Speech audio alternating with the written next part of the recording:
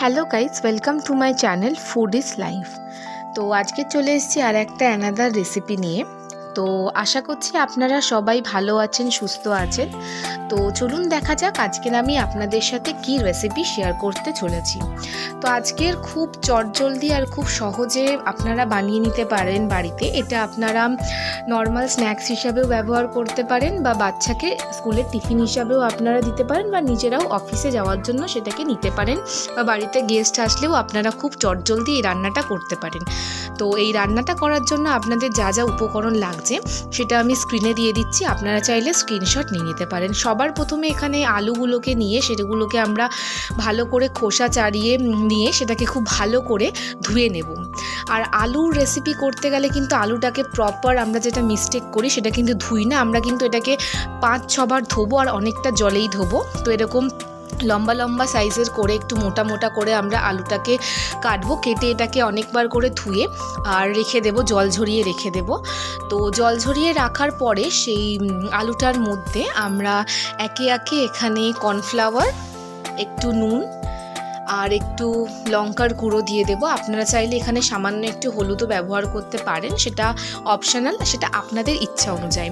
তো এই সমস্ত জিনিস ভালো করে দিয়ে, এই সমস্ত কিছু জিনিস দিয়ে আপনারা সেটাকে মিক্স করে রেখে দেবেন 10 মিনিটের জন্য। তারপরে একটা কড়ার মধ্যে সাদা তেল দিয়ে, তেলটা গরম হয়ে গেলে তার মধ্যে আপনাদের এই যে ম্যারিনেট করে রাখা আপনারা যে আলুটা রেখেছিলেন, তো সেই আলুটা দিয়ে দিতে হবে। সেই আলুটা দিয়ে এটাকে খুব ভালো করে একদম ভাজা করে নিতে হবে। তো দেখতেই পাচ্ছেন এখানে খুব ছাঁকা তেলে আমরা কড়কড়ে করে ব্যাপারটাকে ভেজেছি। ভাজা হয়ে যাওয়ার পরে আবারও আমি এখানে কিছুটা পরিমাণে আলু দিয়ে সেটাকে আবারও ভেজে নিয়ে সেটাকে এবার আলাদা একটা পাত্রের মধ্যে তুলে রাখছি। আমাদের এবার দ্বিতীয় স্টেপ কি করতে হবে, সেই কড়ার তেলের মধ্যেই এখানে আমাদের কুচানো পেঁয়াজ আর তার সাথে আমরা যে কেটে রেখেছিলাম ক্যাপসিকাম সেটা দিয়ে দেবো। এখানে ক্যাপসিকাম আর পেঁয়াজ দুটোই কিন্তু বলে রাখি লম্বা লম্বা সাইজ করে কাটতে হবে। আপনারা চাইলে এখানে গাজরও ব্যবহার করতে পারেন। তো এই সমস্ত কিছু দেওয়ার পরে পেঁয়াজ আর ক্যাপসিকাম ভাজা ভাজা হয়ে এলে তার মধ্যে এখানে আমি soya sauce, chilli sauce, tomato sauce আর চিলি টমেটো সস, আর তার সাথে এখানে একটু লঙ্কার গুঁড়ো, রেড চিলি পাউডার দিয়ে দিয়েছি।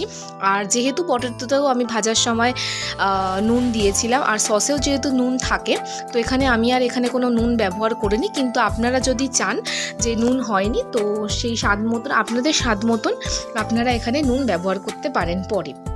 তো এখানে আমি আলুটা ভেজে রাখা, যে আলুটা আমি ভেজে রেখেছিলাম, সেই আলুটা কড়ার মধ্যে দিয়ে সমস্ত সস আর সবজির সাথে খুব ভালো করে এটাকে আমরা মিক্স করে নেব। তো আপনাদের এখানে আমার আজকের রেসিপি রেডি হয়ে গেছে। তো আমি সেটাকে সার্ভ করে দিয়েছি। তো আপনারা চাইলে এরকমভাবে খুব চটজলদি আর খুব সহজে একটা খুব ভালো রেসিপি আপনারা করে নিতে পারেন। বাড়িতে গেস্ট এলে অবশ্যই আপনারা এটা তাদের সামনে পরিবেশন করুন। আশা করছি এই রেসিপিটা আপনাদের সবার খুব পছন্দ হয়েছে। ধন্যবাদ। এরকম ধরনের আরও কোনো রেসিপি আপনারা জানতে চাইলে আমার চ্যানেলটাকে সাবস্ক্রাইব করুন। ভালো থাকবেন, সুস্থ থাকবেন।